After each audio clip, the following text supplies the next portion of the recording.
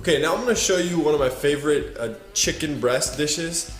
I know that chicken breast is a common cut of meat that people have in their fridge or freezer, and you kind of get sick of searing it off or grilling it or eating it the same way all the time. So it's going to be a fun way to stuff it, make it look good, and will give you a lot of options for new chicken breast preparations. Over here I've got some water. I'm bringing it up to a boil, and then I've placed a baker's rack over the flame on the stove here, and I'm gonna put a couple of peppers. And the other ingredients will be asparagus, and I've got some shrimp right here. All right, and we'll get a look at our peppers here. It's looking nice. So working our water with our shrimp. I've got our 8 shrimp. We're gonna put 4 in each breast, and I'm gonna turn these on their belly and just give them a little teeny slice like that. And that'll ensure that when they cook, they don't curl up. Our goal with these peppers is to just kind of blister all sides of them. So once these have been in the water for 2 to 3 minutes, we'll shock them in the ice water, and that will give us a vibrant green color, which is a good thing. So then I have my breasts I'm going to prepare here. Just kind of trim some of these little sides off. Nice. And once I hit the ice water, I'll pull the rubber band off, spread it out. It'll help spread it out. Our next step is to pound our chicken breast flat, and to help keep our kitchen clean and safe, I'm going to cover half of the cutting board with some plastic wrap, and then cover those. Take a look at our peppers. Put those in a Ziploc bag, seal them up. That moisture will help separate the skin from the flesh. Okay, so over here now we're going to use a meat tenderizer.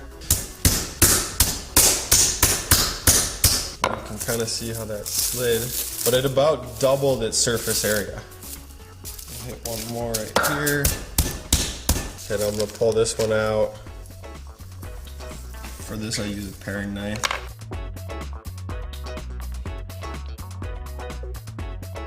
So what I want to do is use these peppers as a little pocket on the outside of everything else.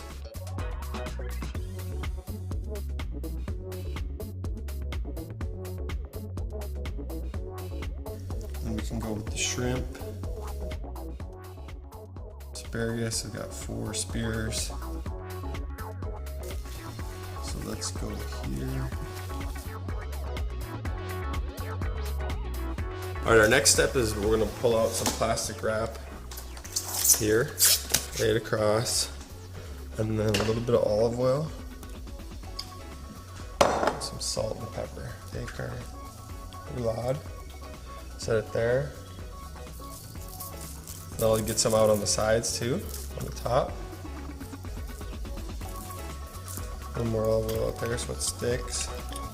And then I'll take and lift this to here. Just to here, both sides. Set it here. Grab this guy. And roll it like that. See that? Okay.